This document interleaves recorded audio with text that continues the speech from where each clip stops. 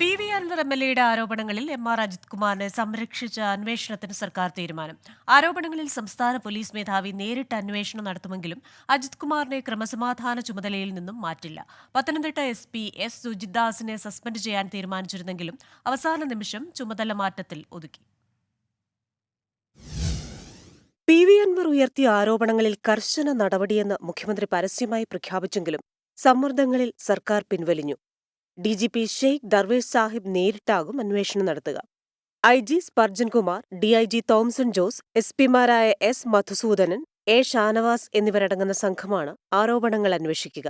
ഒരു മാസത്തിനകം അന്വേഷണം പൂർത്തിയാക്കി സർക്കാരിന് റിപ്പോർട്ട് സമർപ്പിക്കണമെന്നാണ് മുഖ്യമന്ത്രി നിർദ്ദേശം നൽകിയത്. എ.ഡി.ജി.പിയെ ക്രമസമാധാന ചുമതലയിൽ നിന്ന് മാറ്റാതെയാണ് ഉന്നതതല സംഘം അന്വേഷണം നടത്തുക. മുഖ്യമന്ത്രിയുടെ പൊളിറ്റിക്കൽ സെക്രട്ടറി പി. ശശിയെയും സ്ഥാനത്തുനിന്ന് മാറ്റില്ല. എം.ആർ. അജിത് കുമാറിനെ സ്ഥാനത്തുനിന്ന് മാറ്റിയാൽ പി. ശശിയെയും മാറ്റേണ്ടി വരുമെന്നതാണ് ഇരുവരെയും നിലനിർത്തിക്കൊണ്ട് അന്വേഷണം നടത്താനുള്ള തീരുമാനത്തിനു പിന്നിൽ. മുഖ്യമന്ത്രി ഇടപെട്ടാണ് നടപടി മയപ്പെടുത്തിയതിനു പിന്നിലെന്നും സൂചനയുണ്ട്. പി.വി. അൻവറുമായുള്ള ഫോൺ സംഭാഷണത്തിൽ പത്തനംതിട്ട എസ്.പി. സുജിത്ദാസിനെ സ്ഥാനത്തുനിന്നും മാറ്റിയിട്ടുണ്ട്. പുതിയ ചുമതല നൽകിയിട്ടുമില്ല.